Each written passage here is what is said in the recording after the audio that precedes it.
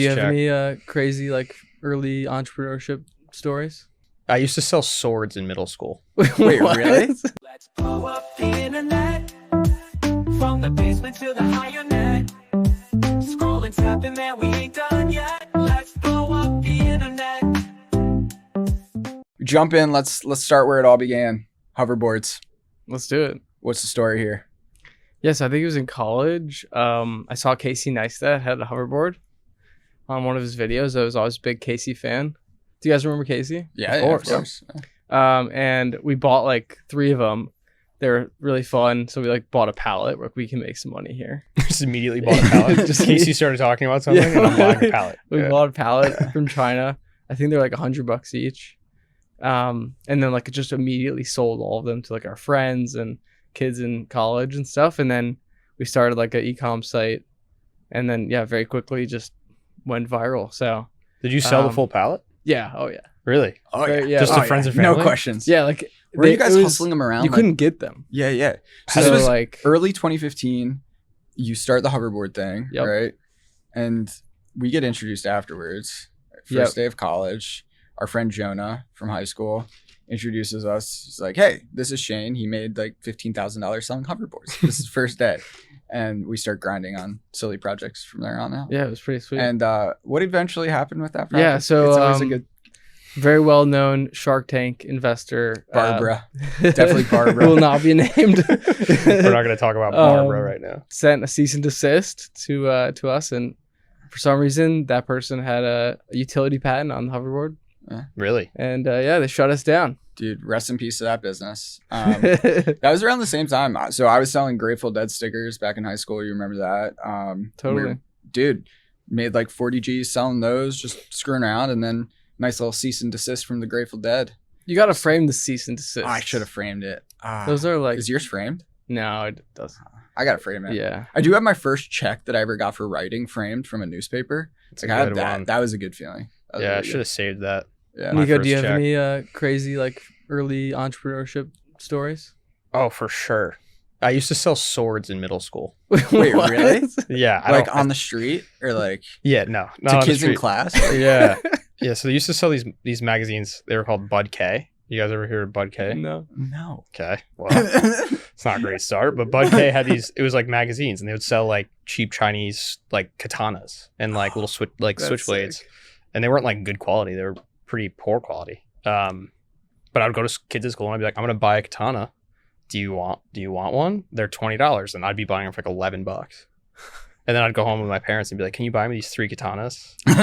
My mom would be like, no. And my dad would be like, yeah, let's get this started. Your dad didn't give a fuck. Yeah. Nice. I love it. Middle school. Short-lived though. I was selling those duct tape wallets. A little more hard work. Oh, I sold those too. Dude, did you make them too? No, I had some girl who would Wait, make you were delegating back in the day? Delegating? No, I mean, Yo, what? Yeah, no. I still suck at delegating, bro. I'm still filled in those metaphorical wallets, unfortunately. Yeah, me too. Now. So you had another girl do it. She was in love with you. Yeah? She had a crush or something?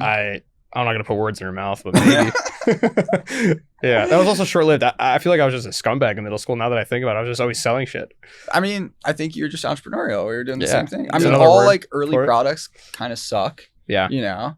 I think that's just the name of the game. And when you're young, figuring it out, you know, you're going to have a lot of shitty products. I sold, I don't know if you even know about this. I sold little watches that had thumb drives in them. No USB way. drives. I was like, these are the future, bro. I didn't know about Dropbox, obviously. But I was like, this is the future. You're bringing your files everywhere you go and you can tell the time. On your wrist. You could probably like make a lot of money with that as like a Bitcoin wallet or something.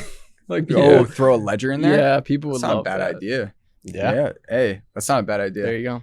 What's the weirdest way you ever made money?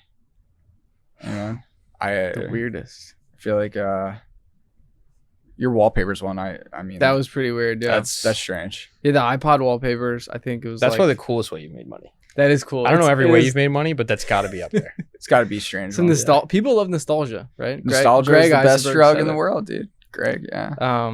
Yeah. So we designed some cool iPod wallpapers, put some stickers on it, and I put it up on Twitter and got like a ton of views, ton of likes. So I was like, all right, we should probably sell this. Yeah. Was that all There you organic go, distribution, or did you So put any it was spend behind first organic, and then like a YouTuber saw it, and he's got like the best aesthetic. So he took, you know, some photos of it, put it up on his channel. That was the magic sauce. Yeah. And that was pretty crazy when I saw it go viral. You sold thousands. And then I'm at Soho House with our mutual friend Randy, and I look over. He just has Shane's wallpaper on his phone. I'm like, dude, what are you doing? And dude, I'll never get over that feeling when you see someone else have your product. It's the best. Like the best in the wild. Oh my God, amazing. Like, when else? I need to experience that. In college, going to the library and like seeing a girl, like a sorority girl with a sticker. Okay, all right. I did have that. I had that where you see your sticker in the wild, but I haven't had it with the digital product. Didn't Elon use one of your memes? I mean, yeah, but that's like the same thing. I guess I want to walk into a coffee shop, bro, and see somebody on Meme Lord Tech. You'll see eventually. Eventually it gets big enough. But I look around coffee shops and they're all on fucking Canva or whatever. I'm like, dude, Canva or Figma. Let me get you on. Gross. Yeah, exactly. You guys never use Figma, right, Shane? Gross. Never use Figma. Yeah. Never. Let's jump into design. You know, I'm a big fan of nostalgic design. Obviously, Meme Lord Tech is super Windows 95 themed. You helped me with the logo. Even Silly Valley, the new show, like the neon kind of sign, and also designed by Shane. And all like my cyber patterns is super vapor wavy, neon-y as well. Very 90s. Why do you think like the nostalgia just like sells? Like besides it being a drug, like why does nostalgia work? Yeah, that's a great question. There's probably something way deeper from like a psychological perspective that we could dive into. Like we should probably get a psychologist. Smells here. like childhood when you were happier before the problem. That's exactly probably it. Like there's got to be something tied to that, to a time where the person was happier, right? Oh, that's so dark. Yeah. Or maybe beautiful. One of the two. Poetic, really. Yeah. What are you guys most nostalgic about? In my childhood? Like products, I think, or like different things? Products or like of my childhood? I think for me, dude, the early days of just playing Pokemon Fire Red as a kid with like nothing to do. Like no bills, like no nothing in my mind like calling me like, you know, just like no darkness. Like, you know what I'm saying? You're just a kid. Like not saying like any bad things, but just like whatever, stress or bills or like I miss those for sure. And I guess maybe there is something about that like reminds people of childhood. You know? I learned to read playing Pokemon. Really? That was pretty, because it's like so much reading. It's a lot of reading. That's why I never did it. I still can't read, really. It's so much reading, dude. You're right. I didn't even think about that. What about you? Like, are there any products that you're just straight up? I think like for the iPod, that's why I did those wallpapers. Like anything Game Boy, like Nintendo. That shit was crazy. And then like, I don't know, Shrinky Dinks, stuff like arts and crafts. What's a Shrinky Dink? You never played those? No. It's like a piece of plastic, you cut it up, you draw on it, throw it in like the toaster. No. What? It shrinks. No, I don't even know. Oh, damn. That's so funny. Shrinky Dinks is a great name. But you wouldn't recommend everybody do nostalgic design, right? No, I talked to you. I was like, yo, we gotta like modernize Meme Lord, like make it like really, you know, user focused and intuitive. And you're like, no. Shut up. Go fuck yourself. And I'm like, oh, okay, cool. I want to do my own thing. I mean, that's a good way. You guys both work with clients, and sometimes the client just wants to do what they want to do, right? For better or worse. Yeah. It's the best part of my job. Wait, when clients have a gun to my head and they're like, make it pop. Yeah. Make it pop. Make it pop. I'm that person now. I just like yell at ChatGPT 4.0. I'm like, make it pop. Man, how does it feel? This evokes zero emotion. I want to jump into a little bit more. So, Niko, you run landing page design agency for e-com especially. Yeah. And Shane is more on the app side of brand design and UX, UI, all those cool stuff. For, you know, listeners, marketers, founders, like what advice do you guys have for design? Can just be simple stuff, you know? Yeah, I think like if you're building a product right now, unfortunately, like the design world has, and with AI tools, it's gotten to a certain bar where you only really get one shot, right? So it's like, if you're going for the Meme Lord, like, you know, Windows 98 aesthetic, that's great. But if you're going to compete with big company, your design like better look on par, because users are just not going to give you a second chance like they used to. So an MVP is kind of bullshit nowadays. That's my my advice is like make sure the core thing that you're working on is really tightened up, really well designed, and like you know, it doesn't mean you have to have like crazy animations. Like those might actually like hurt But you should really think critically about like the way you're positioning your company from a design perspective and how it's going to be impacting the users and the product. So I think especially as we go more into like this AI world where you can just generate stuff, the AI slop of design, it's I think users do need something a little bit more polished. I mean, there's definitely we still see sites that are making tens of millions and it's garbage design and it bothers me every time. But it's also like exciting when you see a brand that's doing really well with really poor design because it's like there's such an opportunity here. Mm-hmm. But I think the place to be careful there is consumers are kind of like trained now to smell out dropshipping sites. Oh, totally. Right. Dude, my girlfriend knows what a dropshipping site is. Yeah, my mom was like, this just looks like. Just doesn't look like it looks like they're gonna send my info to China. I'm like they will. They will. What you're doing. They do. That's what they do. Mom. That's what they do. Yeah. That is the side business. Yeah, they're selling your data. But yeah, I think like as long as you don't look like a dropshipper, there's still a world where you can have like some sort of MVP. But you need to definitely be more cautious than you did in like 2015, where like all you needed was a buy button. Yeah, that's facts. I think that was actually part of my strategy. Was I know that with my budget and with what I'm doing, I can't compete with Figma, right? With design. And so if you're like a bootstrap founder, like there is part of you where you could lean into like the, I don't want to say crappiness, but like the janky scrappiness, it works either angle that you want to go. True. People are forgiving, right? If the product is good, yeah, you're in way better shape. If the product's good and you have a brand, you're in way better shape. Yeah, if it's part of the brand and people, laugh with it and they enjoy it, I think it works. But I think I worked on this post a while back with Danny Grant, founder of jam.dev, who I think you've talked to. But yeah, she was saying like Danny's basically great. Like move fast and break things is basically dead because you only get like one shot nowadays. Like our expectations like now for a product the first time versus 10 years ago are just so much higher because we're all on the internet so much more. Yeah. And you think that's true for e-com too. So I never even thought about that with e-com. I just think about it with iOS. Yeah, 100%. I mean, I live in e-com. I don't really ever think about it through the lens of iOS. But like they call it the 100% zone. So like if you ever open your phone and like the part of your screen that shows when you first open your phone, like above the fold is really all that matters. Like we've done split tests where like we're just changing that top fold and like it will make or break a page. Like people don't scroll if that section's bad. So like if you have one area to focus on, it's like as long as that's buttoned up, you can maybe get another 2 seconds of somebody's attention. But if it's garbage, no one's scrolling. It's probably the same thing you guys see with landers you guys are building. Totally. I mean, we're not doing as much like landing page stuff, but like an onboarding experience is the same thing, right? Yeah. People download an app, they want to hit that aha moment very quickly, and like with some apps, it's not in the onboarding experience where you hit the aha moment, right? Yeah. So, do you think the user has to do the aha moment themselves, or can the onboarding show the aha moment? Depends on the app. Right now, I just got early access to this one app called Ami. It's like a connection-based networking app. So for in-person kind of connections. So let's say two people who don't know each other have a mutual friend and they're both at a coffee shop. The mutual friend gets a notification and can introduce them, right? That's so weird. I love it. So you could download that app, and not hit that aha moment of getting an introduction for 6 months. Oh, is it just running in the background? It's just running in the background. That's crazy. So their onboarding experience is beautiful. Really easy, gets you to set up location, notifications, really, awesome animations, and makes it really just like a great experience to like link everything. But you don't get the value maybe indefinitely until one of your friends hooks you up. So I think like people think about the onboarding experience as like, oh, that's when it's going to hit. But realistically, it's not going to hit for most products in that first download. That's fascinating. I also think about the aha moment. Like most people come to landing pages, or at least in my world, probably in your world as well, with like some sort of confirmation that they're looking for. So like people come looking for something that they've already made the decision on at the ad level.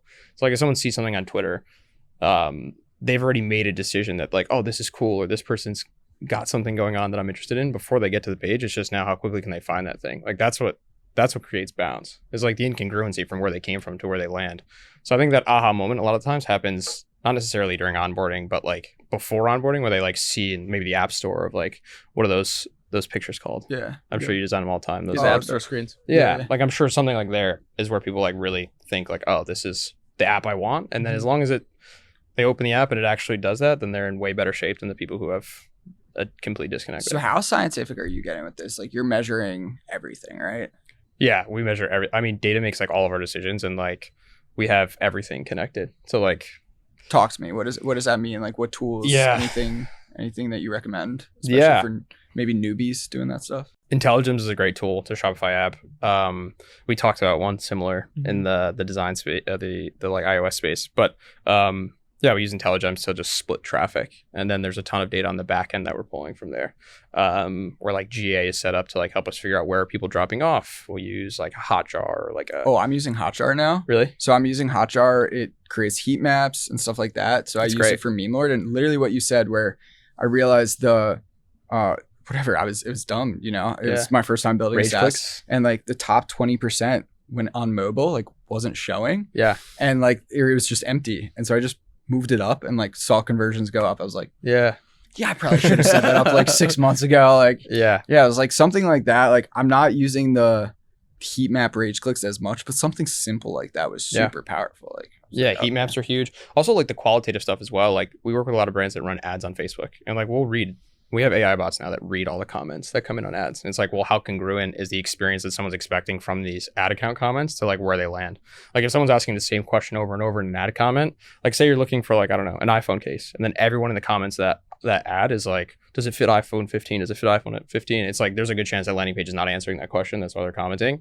So then we have to figure out how do we get that question answered. That's so smart. So it's like the actual data of like Hotjar and Google Analytics, but then there's also the side of things where it's like, we have to, like the better we understand our customer, the better we're going to do. Does it ever hurt when you build a really sick landing page and the data's just, you have to kill your darlings, right? Yeah, it's disgusting. I hate that feeling. It keeps me up at night. I hate that feeling. Or when I mean, in my world, it's if I tweet something that I think is a banger and it doesn't bang, it's like, delete. And it hurts, you know? Yeah, when there's like a really ugly site and like a really pretty page, and like I put my heart and soul into the pretty page, and like the other one was just like, sure, we could try that. And then it just crushes. And that one works better. Me. Yeah. Yeah. Sometimes you can't predict it. So you got. I don't care though. I mean, at the end of the day, it's like whichever one makes more money. It does hurt. Yeah, it does hurt. Yeah, that's fair. Yeah. Yeah. That ever happened with you? Yeah, I think a lot of the stuff we do is not as qualitative, or sorry, not as quantitative. So you know, it's more like figuring out like what best design style fits the brand, or some of the stuff we do like an onboarding paywall test is very qualitative. So we'll figure out.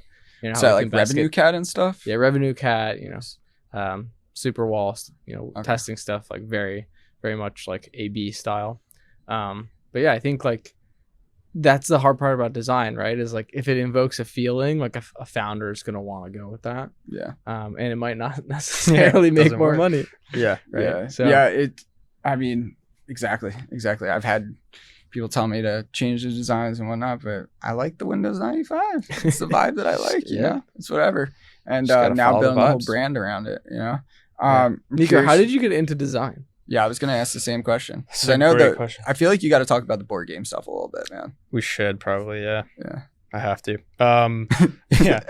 It's my one trick pony, that game. But no, I started a design agency in high school, which was like, I took a design class. I mean, I was always like kind of good at like art, like when I was like a kid. So I took a graphic design class like freshman year of high school, and they had like a t-shirt competition where they're like, whoever designs the nicest t-shirt, like the school will use for all the students for like whatever it was. I think it was like the band, and the winner gets $100. So I was like, okay, like I can win money. And I was like 14. So I was like, okay, I did this whole design, crushed, ended up winning the competition, made the $100. I was like, oh, well, if they paid me $100, I could probably find someone like someone who paid me way more than $100. This is nothing. So then I would just like skip class and just learn Illustrator, Photoshop. Damn. Probably the same thing you did. $100 for a first design contract is a lot. Yeah. Mine was $5. So. Yours was $5? Yeah, for those YouTube thumbnails. Dude, writing back in I won a poetry contest, like a Mother's Day poetry, got like a Chipotle gift card. Hell yeah. That was like my first writing payment. That's great. Back in high school. Chipotle, yeah, I'd probably do work for that now. Dude, I was happy for that. Yeah, I would work for that. Yeah. If Chipotle's listening, let me know. I'll work for a burrito. Hey, sponsor us, dude. They need a brand comeback. So yeah, that's funny. And so you started designing stuff then? Yeah, so I just went on YouTube and just would copy people. How'd you like find people though? To, pay you? So like I think one of my first businesses was like my uncle had a doctor's office. I like rebranded their doctor's office, built him a website. And I was like, okay, great. And then one of his patients came in and was like, who did this site? And then he was like, oh, it was my nephew. And he's like 16. So then I went and did their site. And then I went to, like, they talked to some karate school. And then I did a karate school. And the karate school talked to a plumber. And it was just like referral. But I had like a good, decent amount of clients in high school where I would do their logos and things like that. Yeah.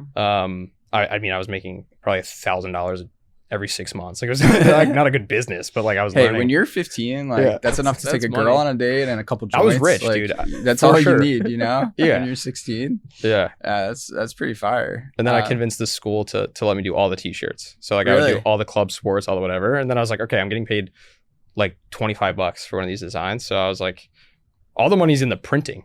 So then I went and found a manufacturer in, I don't remember where it was, but we made, like, the local print shop would make shirts for like $8. And I was like, I said to the principal, I was like, if I could do this for $6, would you guys let me do this? And I'll do the design for free. And they were like, of course. So I just went online, found someone who was making them for like $5.50, $4. And then I started making thousands because I was doing all the club t-shirts, all the sports, all the everything. This was in high school? Yeah. And then, that was like my first like real business. And like, I didn't have a job. I've never had a job ever. Like, I never worked in high school because I would just do this. Love it. I worked at a print shop in high school. Print shop? Did? I didn't know that. And I was knocking you off. Yeah. I was making your shirts, dude. Dude, that's so smart. I love that.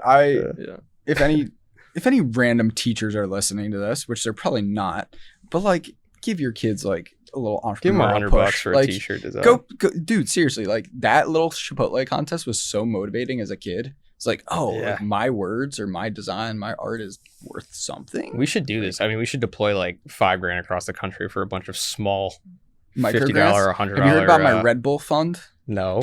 What is you're donating Red Bull? My friend who works at SpaceX, his Twitter username is Red Bull Futurist because he's just, a futurist who loves Red Bull. Naturally. And so we started this Red Bull fund where we give micro grants, and by that we just send Red Bull to people working on like, hustling things. So we send him like $10. So I'm an LP in a fund where we just send Red Bull. Is it on your LinkedIn?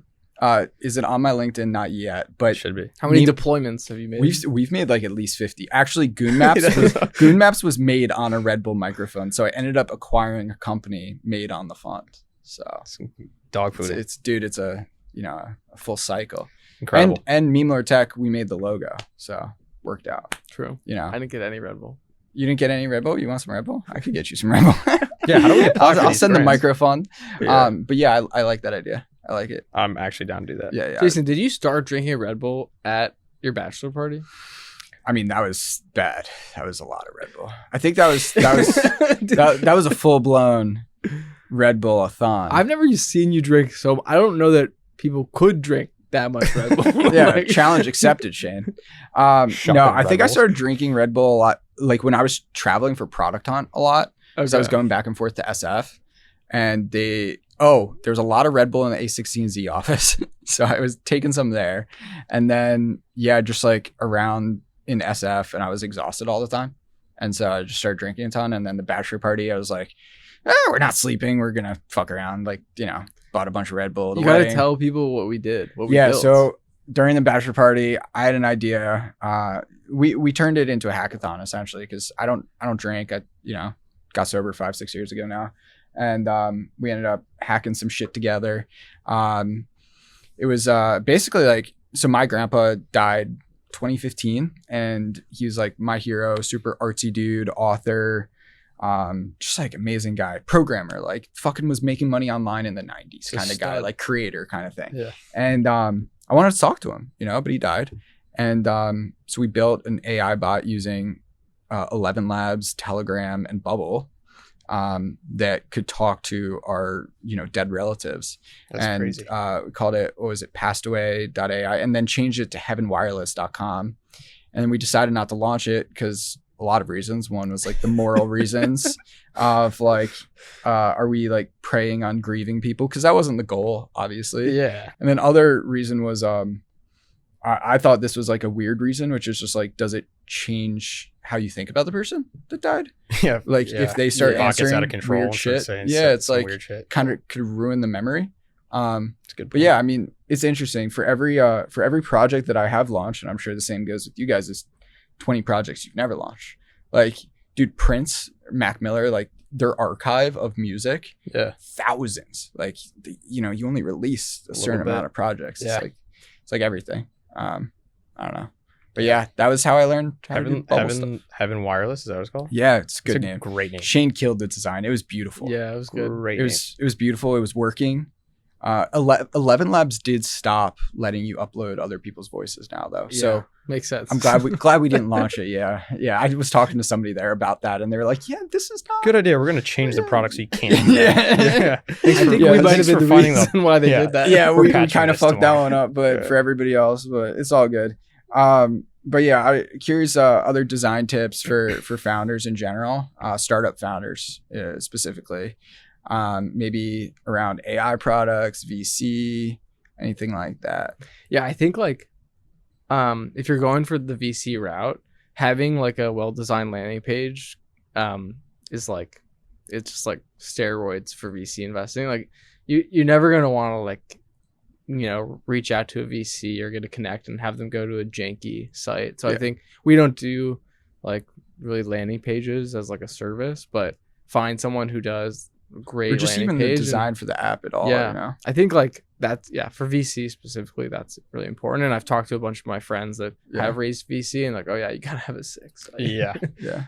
Design is a moat for sure. And I think it's becoming more that way every day. We were talking about this. I think we were texting about it. We're like, it was kind of it was my idea that was kind of a shitty way of thinking about it. But like design is like a hot girl where like, if they have a worse personality, like, what?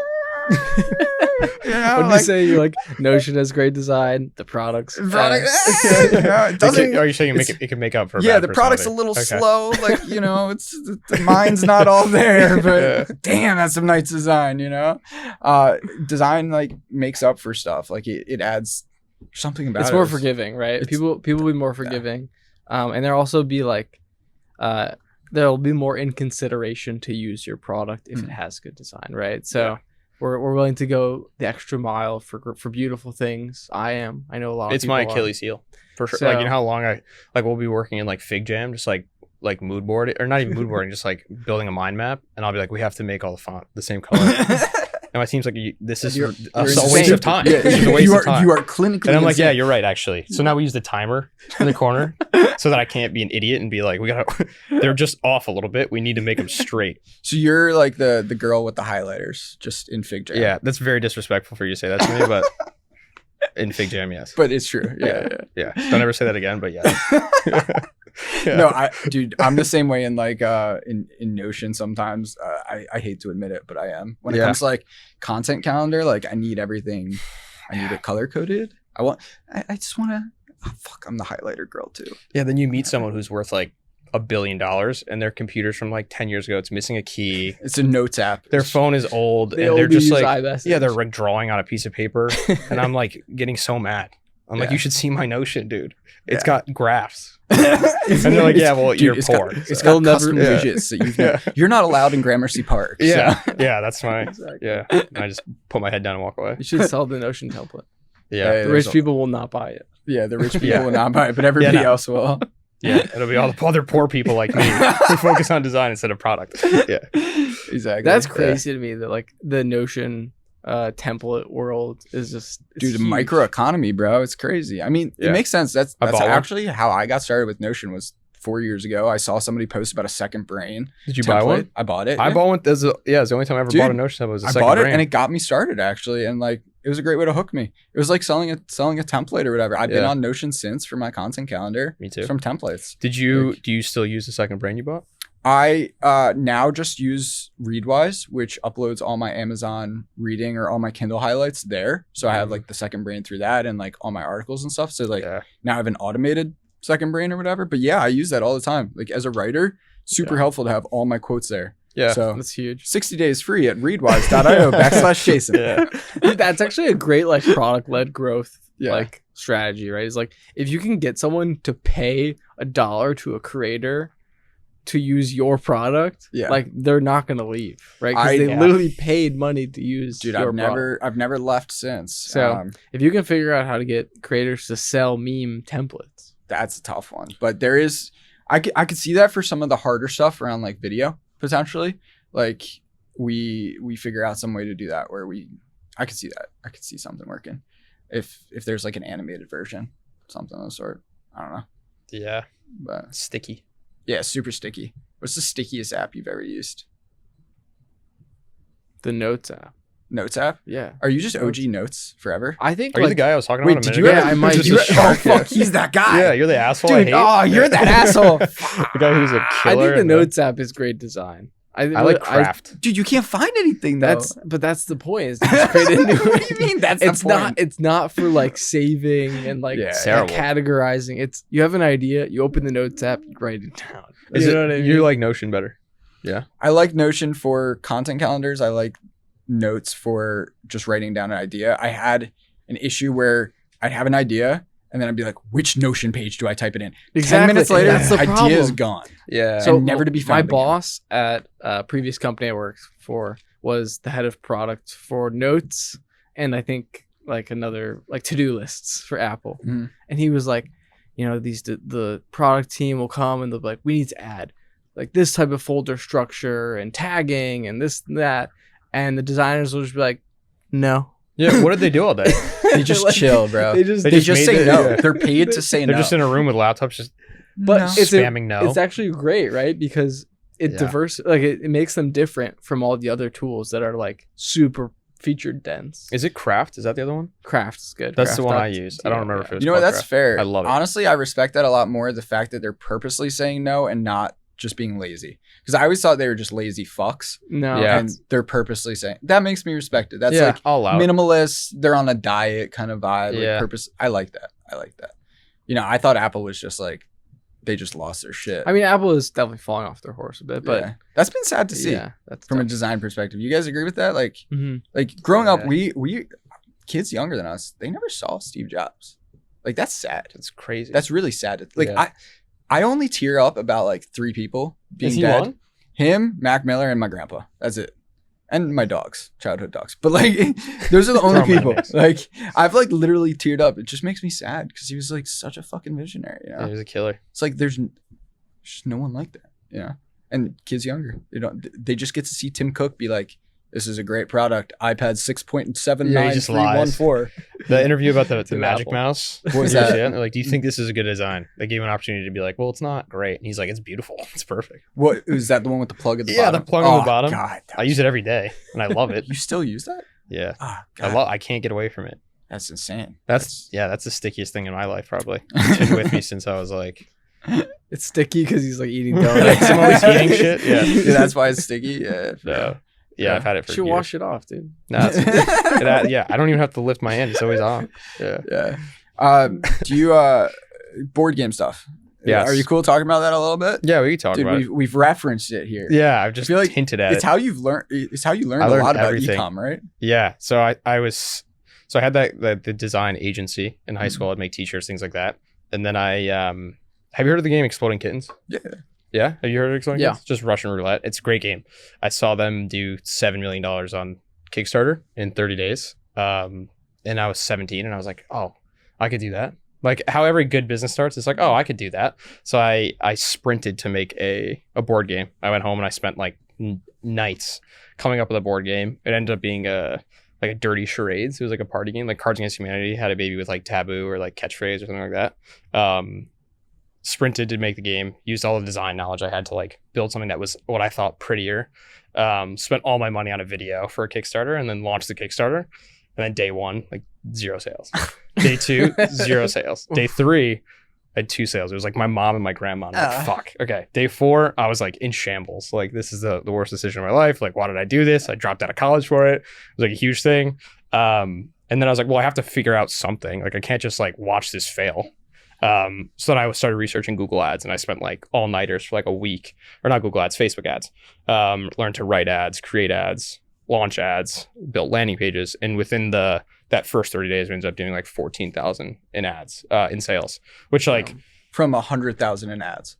yeah, from $200 million in ads. No, it was profitable, but it was like barely. And I remember being like, oh wow, like this is kind of like magic. Like now I have, like I could just put more money in this Facebook machine and I get more money out from this Kickstarter machine. So Kickstarter campaign funded, learned a ton about Facebook ads during that time. Wait, so you ran Facebook ads for a Kickstarter? Yeah. I didn't even know that you could do that. I wouldn't do it again. I mean, there's no pixel data. Like I had no idea what was working, what was what. There was no attribution. I'm just like shooting and just hoping. Like, more money. Yeah. It's working. Yeah. But it was also like 2014, 2015 where CPMs were like cheap and like Facebook just put money into the machine and it worked. But then after that, it was off the races. Yeah. So you started growing that and took it all over the place. Yeah. So we ended up growing it for 6 years after that. We launched an iOS app that like went along with the game. So we had like an easy button, like, you know, like the button that they made from Staples. We had one of those in the game, which was like expensive to make. So I was like, oh, I'll just build an iOS app that does the exact same thing as this plastic button. I'll save $3 per game. It was like a huge thing. So we launched this game, or we launched the iOS app just to play with the physical board game. We launched some kids games. It was great. But we ended up selling on Amazon. And Amazon, I don't know if you guys have ever run ads or done anything with Amazon. It's terrible. Like the worst place to work with, like awful. And when you run Facebook ads too, Amazon, there's no attribution. So like you don't know what ads people are clicking on, which ones they're buying from. There's like nothing there. So I started building these like interstitial pages, these like landing pages that would like pixel people on the way to Amazon. So I could see, I put affiliate links all over these landing pages. So I could see like, okay, this affiliate link is getting a lot of sales, which means like the Facebook ads that are running to that page are working well. And that's when I got really good at landing pages, obviously. So like conversion rate optimization, I found that like, depending on where the button was and like what the page looked like and what they saw before they got to that page, there's a higher likelihood that they would check out on Amazon. I just got addicted to that. And then the game ended up doing really well. It was like one of the better selling games on Amazon. And then we got acquired, which was super exciting. And then I was like, well, this interstitial landing page CRO thing I love. And now that's what I do. Yeah. What are you finding most of your clients are driving sales from? Is it mostly ads, Facebook ads still? Yeah. I would say like 98% of traffic across all of our brands is Facebook. Wow.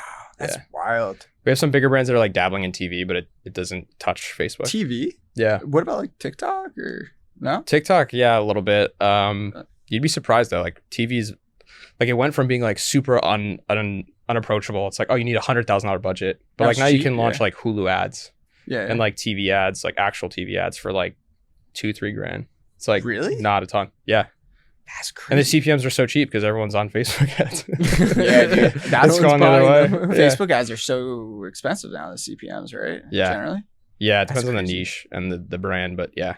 That's fascinating. And I know you're working with a lot of dog brands, you said as well. Yeah. A lot of dog brands. A lot of dog brands. Yeah. Like we work with a company that sells like dog crates. They're awesome. Dog chews. Yo, I had somebody on, I guess it'd be last week in podcast world. Yeah. It was 2 weeks ago. And worked with a company doing like 7 to 10 mil a year selling caskets. Oh, wow. I was like, that's dark, but I love it. That's crazy to think about. A lot of meme marketing, actually. Yeah. Really? They're big meme lords. Wait, are they really? Dude, you gotta have a dark sense of humor in that business, baby, you know? Yeah. So if I die and someone buys my casket off of me, I'm gonna be so pissed. Yeah. That'll be because of me, because I'm working with them now. Yeah. So it would make me happy then. One of Jason's memes bought me my casket. Hey, it's better than like buying you the hitman that took me out. Yeah. Meme Lord Hitman. Yeah. That's your next venture. Yeah, dude. I already got the Meme Lord Mafia, so might have to be. Do you? Yeah. Oh, dude, we got the Mafia. Yeah. What about how are you guys thinking about content, growing your agencies? You guys both pretty heavy posters on the LinkedIns, the Twitters. What are you guys thinking about that stuff these days?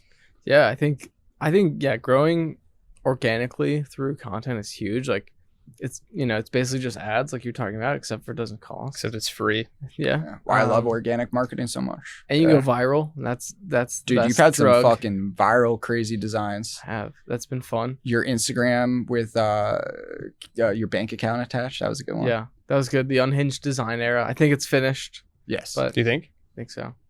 But it was definitely a fun ride. That Instagram one was great. So I think unhinged design by themselves finished, but unhinged apps, that's Silly Valley. True. Actually building them is the next level. Taking what you and Soren were doing a year ago and then building them. So you're thinking like Goon Maps? Exactly. Goon Maps, doafucko.com, like all the crazy shit that me and my friends are building for the show is literally like, dude, yesterday I went on bolt.new and this will be in the show. And I literally, I told it, so I was posting flyers for Duo Fucko in Chelsea Market. Yeah, I was with you. Yeah. Yeah, I was posting flyers and I was like, oh, is this legal to do that? And I was like, oh, I should build an app for that to find out like if your questionable business decisions are legal. So I just like typed it in. It so I literally own wasallthislegal.com, like the Jordan Like Belfort. was? And yeah, wasallthislegal.com just goes to that. And now it's an AI chatbot with the Jordan Belfort meme. And you just ask, is this legal? That's like great. shit like that. Like now that it's so cheap and fast, Yeah. like it's not just the unhinged design. You could like literally just You're gonna get sued. So it's being like in court. Like this app It's not said legal it was to make an fine. app Hey, that it checks if it's says legal. not a real lawyer, but yeah. So content. I mean, yeah, I feel like, dude, on Twitter, definitely been slaying with that stuff. Appreciate that. Yeah, Twitter's like Yeah, you're it's correct. interesting because you can post something, it'll go mega viral. Like I've had tweets like the Apple Pay double or nothing, where like you pay, it'll either be double or free, which I think is a great idea. Great idea, great but idea. no money from it, right? Or like maybe one lead or something. Yeah. Right? Yeah. No leads. Exactly, Like exactly. 5.7 million impressions, Well, and what- then another 10 million impressions on TikTok, and no leads. Yeah. So it's like, And then you have one tweet that like 100 views or like Yeah, 300 100 views. views. It's like the right person sees it or it gets sent. Dude, the other day, like you got tagged in something that landed Yeah, you I like was like- 3 leads. You didn't even tweet it. I had 3 calls this morning from leads from that. So someone tagged me in like a who's the best designer you know. That's where like Right. those And- are cracked. So Yeah. yeah, it's that stuff can go, and like you just gotta take advantage of those moments, and so you need to spot the moments where like, okay, this is gonna be like a very high converting moment. Like I need to do what I can to like be at the top. Maximize it. Yeah. And so I think that's like something you learn over time, right? So like someone was asking, there's this app called Honk. This really great designer, Benji Taylor, made an app. It went really viral in the design community, and then he shut it down. And of course, as a designer, I took so many screenshots of the app. And so someone's like, oh, they've got to release this app, like so that other designers can learn from it. And I'm like, oh, I'll just put a Gumroad link up with all the screenshots that I have in my camera roll. And I got like 1,000 people for my newsletter. Like, So I could just have like all the screenshots of your deleted tweets that were too cancelable and then put them in a gum. No, I love that though. I saw somebody else do that. He's the founder of Anti-Metal, and he got the original Facebook book, right? Oh, the yeah, I red saw one. this. And then he just turned that into a fucking lead magnet. It's like you find something that is hidden, rare, like some weird secret, like it's past the lead magnet. It's like a secret shit. So lead both magnet. of those should be run through the is it legal? Yeah. Because It was all this like, legal. maybe there's something there. Like that Facebook book, it's like, well, I guess. I mean, Because he was selling a PDF of it, right? I think he was giving it for free. Oh, Just yeah. email gated PDF. Yeah.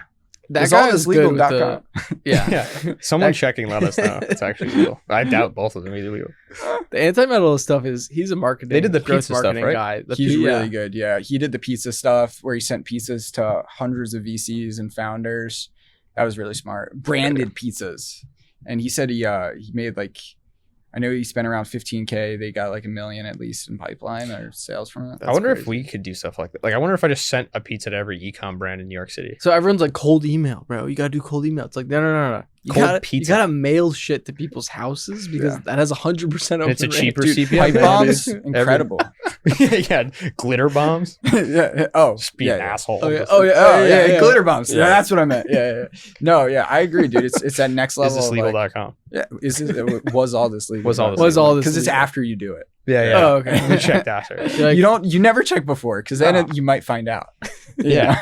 And it's like, oh, my good idea is gone. Yeah. Wasn't legal. so what would you send for Meme Lord? What would be your Meme what would Lord be in your send box? memes in the mail. I've thought about doing this before. Like a And- framed one? Yeah, I mean, Framed either one would be sick. framed ones or even like if it's a small list, I could do custom ones for the company or have somebody on my team do that. Oh, that's a good Um, idea. I do think there is an arbitrage, which I've thought about doing for a while, and it's just on the back burner, is like sending literal things in the mail. So my parents, you've met my mom and Jeff, right? They run small businesses, kitchen remodeling and like kickboxing. They send so much mail because they're local businesses, right? But like I could send a tailored campaign to like SF if I want to. You could. Yeah. Like- Here's what you should do. You should put like a meme with like a company specific meme to like one of your, target companies. Have like ChatGPT like paint it so it's like a beautiful like painted meme, and then print it on like an actual canvas and then send it to them. something they want to frame in their office. Like 48 by like 60. It's like huge. It's like the size of that. That's not a bad idea.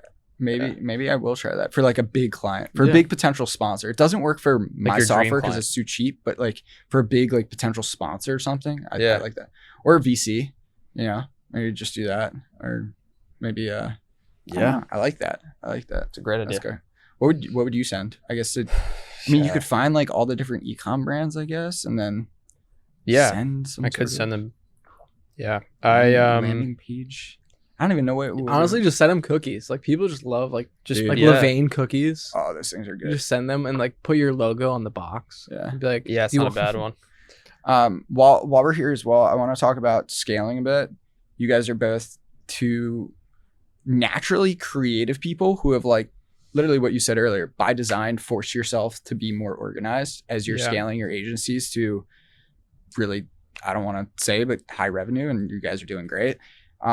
How have you kind of thought about that? I know we've talked a ton about this. You've taught me a ton. Thank you. If you want to share some stuff. Yeah, I think like creative people are inherently like less organized. What I've found in the world. So I think figuring out a way to like just build more organization, and really what that boils down to is like systems, right? So it's like a simple system I have that so I never lose my keys is when I come home, I put my keys in the same place right at my front door. Never lost my keys. Thank God. Eric has been trying to get me to do that, but now that you said that, I'm gonna do there you go, right? So like, not because she said it, because Shane said it on a podcast. Smart guy said it on a podcast. So I'm gonna try to, it doesn't matter. It was my podcast. Fancy jacket and glasses on, and I listen to anything he says. Oh, they're clear glasses too. We got to do it. What other systems? I think like that's the kind of systems that you need to think about. Is like not just like this giant system where it's like, okay, the designer's gonna do this, and he's gonna pass it off, and through this crazy AI pipeline. It's like, how do you create small systems so that like fires don't happen? Checklists, right? It's checklists have been huge. Right? I think for us, we've really early on, because I'm not organized, I realized that that's one of my weak points. So I would spend a ton of time. Like I enjoy operations when I'm doing it, but like it's just not something that comes to me. So I would spend a ton of time, like a whole weekend, building out like all these SOPs and all these processes and all this everything to like make it really, really scalable. With a nice font. Yeah, beautiful font, beautiful everything. The videos are great. And then we'd start doing it the next week. And then by like Wednesday, we'd be like, actually, this doesn't work. This needs to be tweaked and this is broken. And I'd be like, all right, we'll just throw the whole thing out. And there goes 72 hours of my life. But now I've come to realize like, okay, I'm just going to I just shoot looms and like make checklists and like notes and I just Slack them. And then I'm like, okay, well, now we've been doing this for 2 weeks and it's working really well. Now we can have someone on the team just build this into like an actual proper training. Dude, I love that. Looms have saved me so much time. Yeah. Especially my team is overseas, most of them. Yeah. And so like, if we're not awake at the same time, just send a loom. It's so good.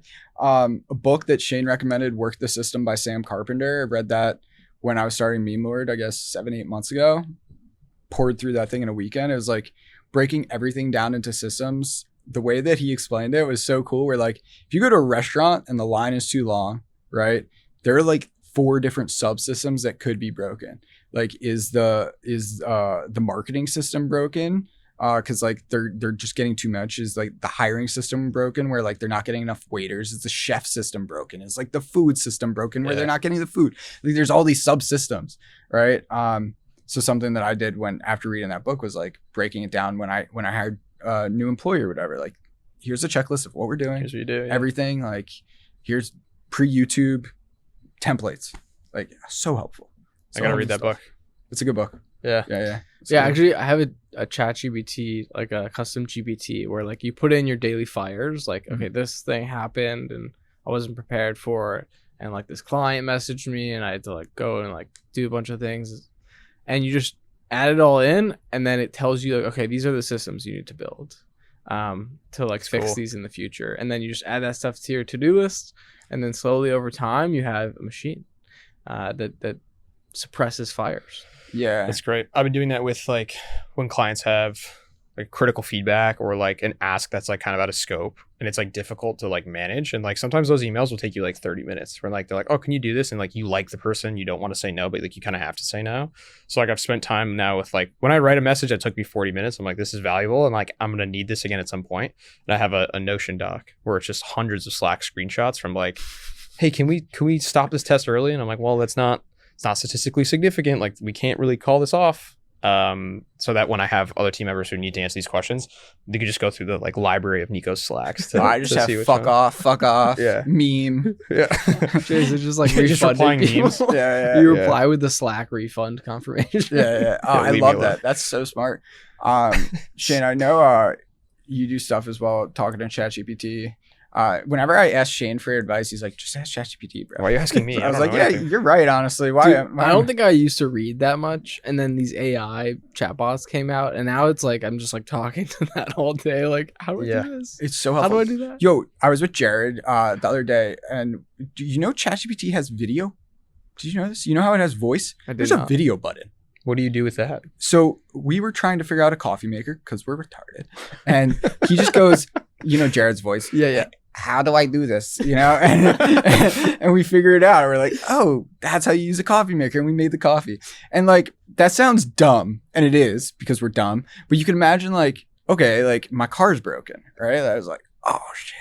They have not publicized this at all. I didn't know that. Because it automatically goes to voice. It doesn't go to video. But he can see everything. It's crazy. One time I walked down the street and I was talking to it, like as if I was having a conversation with someone on the phone. And I was like, I hope no one realizes this is not a real human.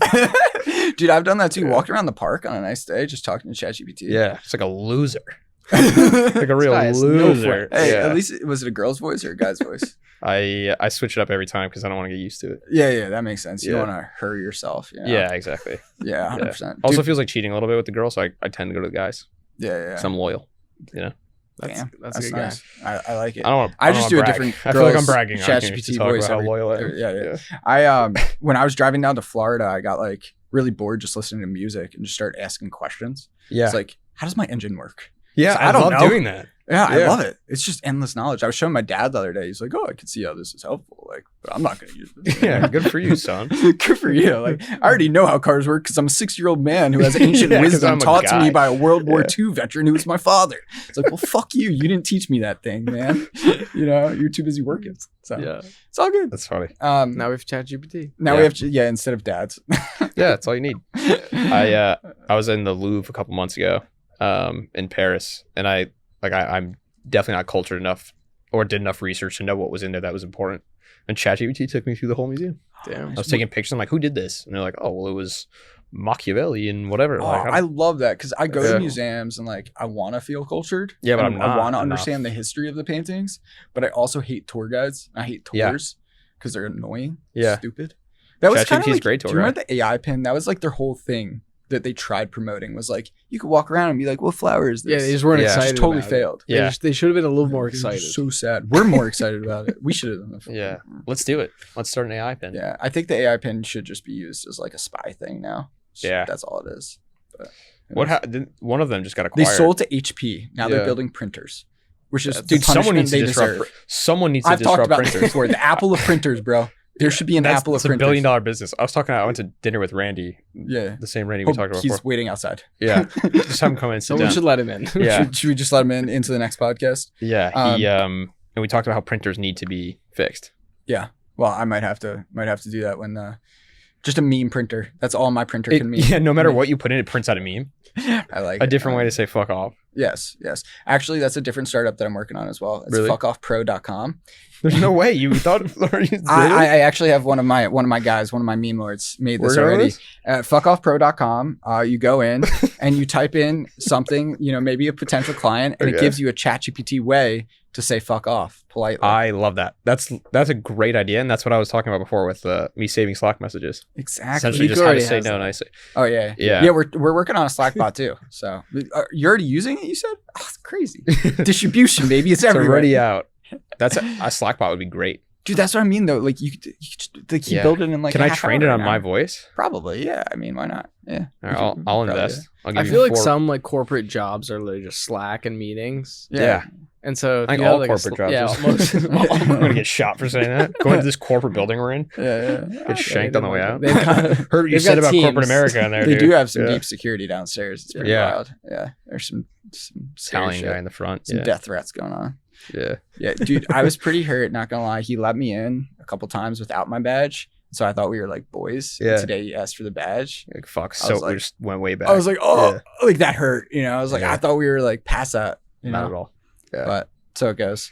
Are you guys Yeah. building any weird tools in our last like 5-10 minutes here? Are you like any internal shit? I know like that Slack one I like. Yeah, I have a bunch I'm building. I have somebody on payroll. Their full-time job is AI agents. For your own stuff. Yeah, internal stuff. Anything we do more than twice, we have a list and ClickUp. There's like 50 things that we need automated, and he just goes down the list every day. What was his skill set? How'd you find him? That's so smart. I found him on Upwork, Okay. and interesting. yeah, he's just a really hungry kid. He's I love like it. That's the 19, way. and he's just Yeah. hungry. Yeah. What was the other question you asked me? Where did I find No, him? that was it. Yeah. That's fascinating. I built one which you might like for your team is I post Untitledly and then Mhm. it sends my different team members in their voice similar thing. So if Cool. I post, this would be really good for you as well. Send to your designers to give them ideas for posts. Yeah. Even your newsletter too. They could repurpose it in their own way. I think it's something that's like super powerful if you have like a team and everybody's posting, you know. Yeah. Stuff like that. That's like one little one that I've done. A lot of like automations. Actually, one that you guys might like too. You could automate your social media like followers and just send a Slack alert once a week. I like like that. how many followers you have? Yeah, and, just to update. like improve team morale Yeah. or depress them and scare them Yeah. as well. It's Either going one. down. It's, like, It's going. Oh shit, man! Like the Instagram's Third like- consecutive down month. They just stopped sending. I use workflows with some of my team for reminders, like post weekly update because I forget to Yeah. like check in. So I'm like post weekly update That's a good here. one. Like I never send it myself. Like We've been it's building AI agents for every one of our clients. So like we'll get a client and like every client we do like a 10 to 20 page research report on like everything on the internet that we could find, and we have all these new data sources coming in from like new clinical studies that launched with like their ingredients or like they got mentioned in press, and it just feeds into this bot. And then when my team needs to like be like, oh, we need a piece of copy or we need something, it's like, well, let's just ask this person who's literally trained on everything to do with this one specific brand, and we just name it the client's name, so it'll be like client name. Is it just a GPT? Yeah, Okay. it's a Claude project. Interesting. Yeah. That's fast. And we fill it up and we're at like 97%. Like, I don't know how you can see how Oh, it's really? like filled. Yeah. We're like, all right, well, what's not important we have to remove here? Cause it's like a book on each client, but it's like, that's so we smart. never have, we don't ever have to bug the client and be like, what's your shipping policy? Cause it's like, we just go ask that. It's like, it already Smart. knows. I know some writers are sort of doing that style of writing. Yeah. Or like publishing houses and stuff where upload all the writing from like some person. some guy and just, Yeah. hey, do this. It's like PDF on PDF on PDF. That's crazy. Yeah. That's wild. I haven't cracked anything in the design world though. Like, I mean, we're not even Yeah. really trying that hard, but what about you? Anything you guys are doing design wise? Yeah, I think That just I should like copy? being able to just know what the next thing to work on is, right? So you can like kind of have AI process the meeting, Yeah. and because we're giving the updates, the AI has context, like you said, of like everything about the client and then what we're working on, and like, oh, the client will say like, oh, we're trying to improve retention, so like we really want this to like, you know, be whatever super easy to find, or make sure the user gets through the process here. And so when they say that, we'll be able to like know exactly what levers we have to pull. That's so That's cool. smart. So after a call, it has like the notes and you. And then we'll process that through like a custom GPT. Like, Also, you're taking like Fireflies or something, Yeah. like Otter, and then putting that through another GPT. yeah, with the That's sweet. context of the client. That's Yeah. Oh, damn. That's like 2 levels. That's crazy. Yeah. Never thought to do That's that. like when you ask ChatGPT to write you a better prompt, and it's like always better than Dude, what you it's come up really weird. I feel like AI is prompting us now. with. Yeah. Like I'm I've been getting I can't sleep at night questions thinking about it. asked like to me. Which It's is weird. prompting you. It's like, do you want like you are Jason. It's No, like, fuck, I know. dude, I said like tell me something, about myself based on whatever. And then it was like it tells me and it's like, do you want like a deeper theory? I was like, no. sure. And it was like, you crave quiet. Like you love the internet, but you crave quiet and would be just as happy in the stills of the forest. I was like, oh, that's crazy. Have you guys done the thing where you ask it your blind spots? Yeah. No. You should you ask, just ask ask it it- right now and then read it. All right. Yeah. let me- It says let me what see. are, like you know me well by now. What are my top 5 blind spots? All right, let me try this. That's all right. We'll end on that. Let me give this a try. You know me well, my friend. What are my top 5 blind spots? Yeah. Okay. Was yours good? Yeah, it's pretty good. Yeah. All right. let's see. What are my hell yeah. Let's psychoanalyze the meme lord. It's hilarious. Shipping before scaling. Fuck you. He's